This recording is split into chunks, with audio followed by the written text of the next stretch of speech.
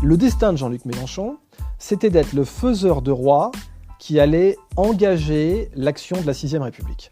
Son destin, c'est d'être la personne qui allait permettre à la 6ème République d'exister, à une assemblée constituante d'être convoquée et d'enfin mettre la République à jour. Parce que nous, c'est même pas Windows 95, c'est même pas DOS, on est rentré dans le 21e siècle avec une République qui n'a plus rien à voir avec les enjeux de notre temps. Et qui est facile à pirater. Ah bien, Macron, il a piraté la 5e, il l'a totalement piraté parce qu'il contrôle les médias, et pour des raisons, il s'est fini sa carrière politique, il a 70 carats maintenant, il va faire des conférences, il est relativement bon orateur, bon, ok. Bah, malheureusement, ça me fait mal de dire que Mélenchon, il est mort politiquement comme il a vécu en petit lieutenant. C'est-à-dire que d'un coup, là, il vient de vaporiser ses 20%. Il a vaporisé ses 20% en 1 heure. Il avait 20%, il avait un levier politique remarquable dans n'importe quelle république parlementaire, ce qui n'est pas le cas de la France, certes, mais dans n'importe quelle république parlementaire, il avait un capital politique extraordinaire, et il l'a vaporisé en 1 heure. Tout ce travail fait par ses militants, fait par son parti, fait par les gens brillants qui ont fait son programme. Tu as eu des gens très compétents qui ont travaillé sur le programme de la France Insoumise, et des gens vraiment brillants. Tout ce travail-là, tout ce capital, toute cette bonne foi politique, jeté aux ordures. Au service d'un ego ? Alors, moi, je ne vais pas rentrer dans la psychanalyse, savoir pourquoi il a fait ça. Qu'est-ce qui fait qu'il a fait ça ? Est-ce que c'est le parti qui lui a demandé ? Est-ce que c'est sa propre aigreur ? Est-ce que c'est son propre ego ? Je n'en sais rien. Mais ce que je vois, c'est que dans un monde parallèle, il y avait des avenues Jean-Luc Mélenchon en France. Et il y avait, comme Gambetta qui va déclarer la 3ème République, il y avait l'homme qui a déclaré la 6ème République. Bonjour et bienvenue sur le podcast du petit traité de guerre économique africain, voire panafricain. Votre manuel audio d'ingénierie économique, sociale et géostratégique dont tout Africain ou afrodescendant doit connaître et comprendre pour anticiper son succès individuel et sa réussite collective. Je m'appelle Patrice Dianse, un Afro-Caribéen qui investit en Afrique et s'investit pour l'Afrique. Et je vous demanderai de ne pas hésiter tout de suite à liker et partager ce podcast afin de le faire vivre et exister, le faire évoluer et se développer.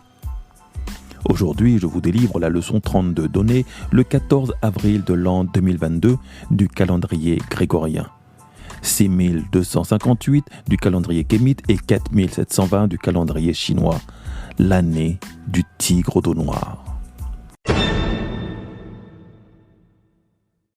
Un ami me disait tantôt que commenter l'actualité n'était pas chose productive, car cette actualité ne s'arrête jamais, et c'est vrai. Une nouvelle affaire couvre une ancienne aussi vite qu'elle ait pu apparaître. C'est le drame de l'information continue, mais aussi un terrible coup dur sur l'analyse, car cette abondance d'informations n'a laissé que l'émotion comme seul juge des situations.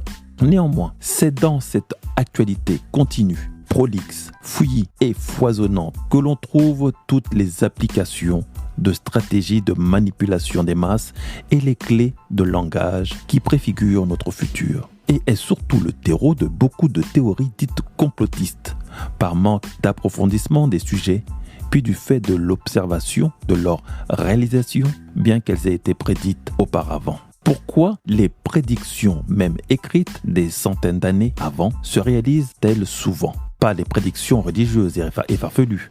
L'on parle de prédictions sociétales. En raison de l'inertie des masses.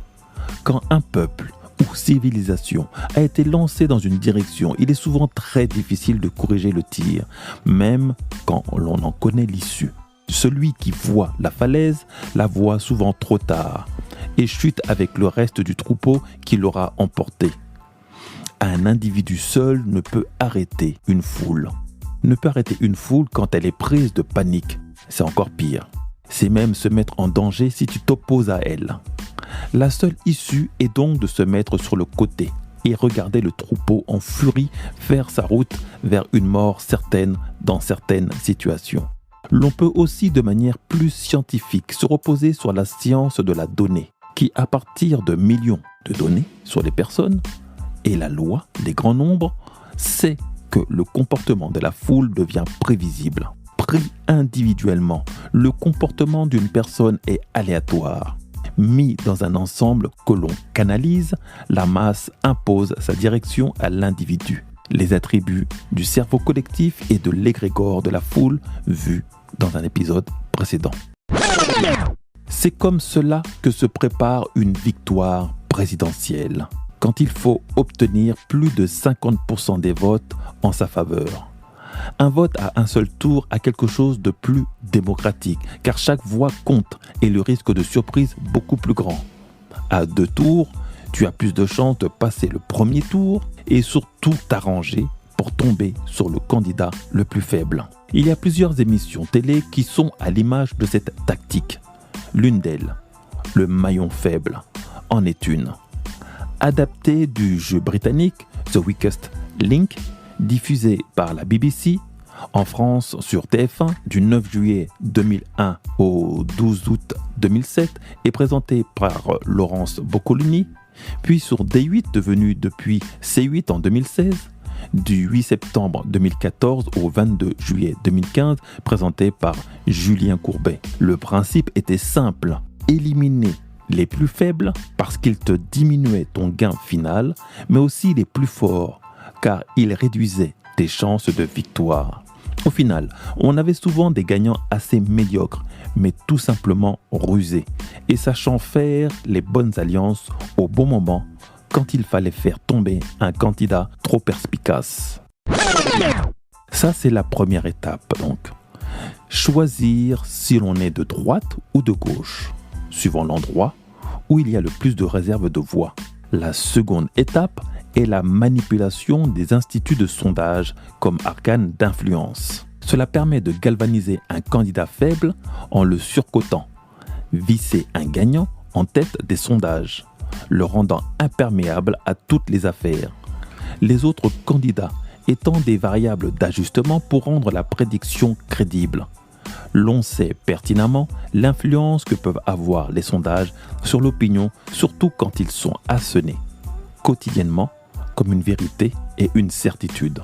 En 2012 et 2017, nous avons eu pendant l'année qui s'écoule avant les jours des élections un baromètre précis de l'indice de popularité des présidents sortants, Nicolas Sarkozy ou François Hollande, autour de 28% pour le premier quelques mois avant les élections en 2012 et 4% pour le second, avec 12% en novembre 2015 et 8% en janvier 2016, un changement radical de stratégie pour cette élection, avec 2 candidats qui se sont donnés vainqueurs au premier tour depuis 5 ans, au soir de l'élection de M. Macron, et sans que jamais son indice de popularité soit discuté ou exposé. À part les républiques bananières, pour employer un vocabulaire colonial, il n'existe aucune démocratie occidentale où un résultat peut être annoncé avec autant d'affirmation, avec autant d'aplomb, aussi longtemps à l'avance. M. Poutine, qui est tant décrié actuellement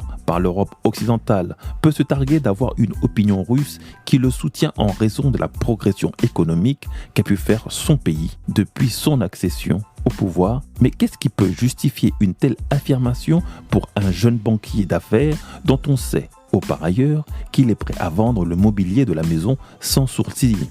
La vente d'Alstom aux Américains aurait dû mettre la puce à l'oreille à tous ces gilets jaunes qui se sont mis à défiler en vain contre sa politique ultralibérale. Mais rien n'y fait. Monsieur Emmanuel Macron fera 2 mandats, peut-être même 3, car il parle déjà de toucher à la Constitution pour rétablir le septennat. L'on a vu, comme dans certains pays africains, que changer une Constitution remettait les compteurs à zéro. L'on a pu voir aussi les statistiques des votants de ce premier tour et elles sont édifiantes car elles permettent de décrypter et comprendre les stratégies qui ont été employées, sur quelle cible et comment. La grande gagnante, à notre grande surprise, de ce premier tour sont les abstentionnistes qui comprend vote blanc et abstention grâce à leurs 28%. La répartition des intentions de vote basée sur l'agrégation de sondages de data politique donne environ 24% aux candidats d'extrême droite, Madame Le Pen, Zemmour et Dupont-Aignan. Un peu plus de 19% au centre, le centre d'Emmanuel Macron, et 15% aux candidats d'extrême gauche, M. Mélenchon, Roussel, Poutou et Artaud, et 6% seulement pour la droite modérée de Mme Pécresse. L'on compte même pas le PS. Mme Pécresse, à qui l'on adresse tous nos encouragements pour sa récolte des 5 millions d'euros nécessaires au remboursement de sa campagne catastrophique. La somme des droites prouve donc clairement que la France est d'abord tournée vers le conservatisme et le nationalisme. Pourtant, à la fin, ce sera donc le centre qui va rafler tous les ralliements, car l'on va rentrer dans la troisième étape, celle de la diabolisation. Avant d'aller plus loin, il faut rappeler que 2 semaines avant la clôture des parrainages, 500 au minimum, ni Mme Le Pen, ni M. Zemmour, ni M. Mélenchon n'avaient atteint leur quota. L'on parle de 393 parrainages pour Mme Le Pen, 350 pour M. Zemmour et 442 pour M. Mélenchon au 22 février pour une clôture qui devait se dérouler une semaine plus tard. C'est tout bête, mais cela aurait pu remettre en cause toute la stratégie minutieusement élaborée depuis 2017 si la candidate qui doit atteindre le second tour haut la main n'arrive pas à avoir ses parrainages. Au soir du premier tour 2022, M. Macron est sélectionné avec 28% de voix, soit une progression de près de 4%. Le même score qu'un Valéry Giscard d'Estaing face à un Mitterrand en 1981. Quand ce même Valéry Giscard d'Estaing avait perdu 17% en se présentant pour un deuxième mandat. Pour Mme Le Pen, elle passe de 21 à 23% et M. Mélenchon en troisième de 19 à 22%. Des résultats tous en hausse qui peuvent se comprendre sûrement par une hausse similaire de l'abstention qui est elle passée de 26% à 28%. Tous ces chiffres sont très intéressants, bien que l'on ne comprenne pas de quoi ils en découlent. M.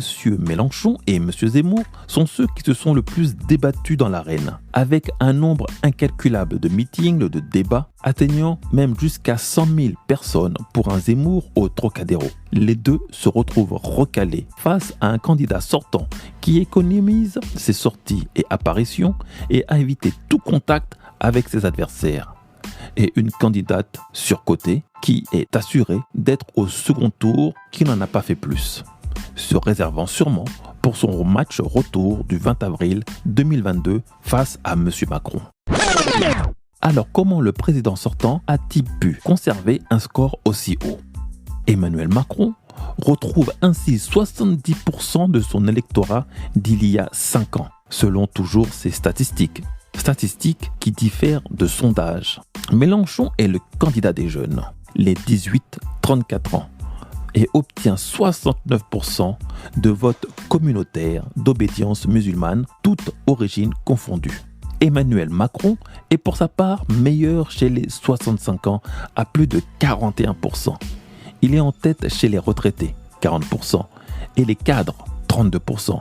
Il rencontre davantage de succès, 37%, auprès des plus diplômés, Bac plus 5 ou supérieur. Quant à Marine Le Pen, elle touche les couches populaires et les moins diplômés, à 34%.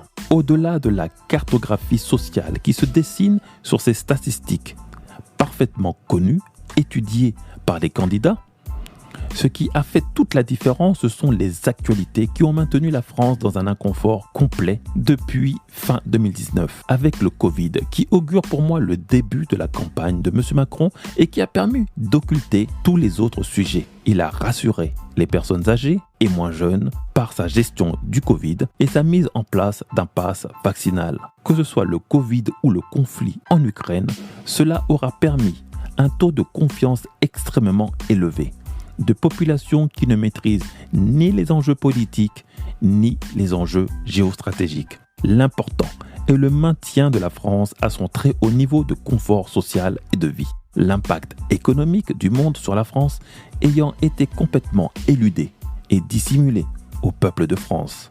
La continuité ne pouvait être que plébiscitée. Ce sera donc bien le 4e point, la maîtrise de l'information et de sa diffusion, qui aura fait toute la différence.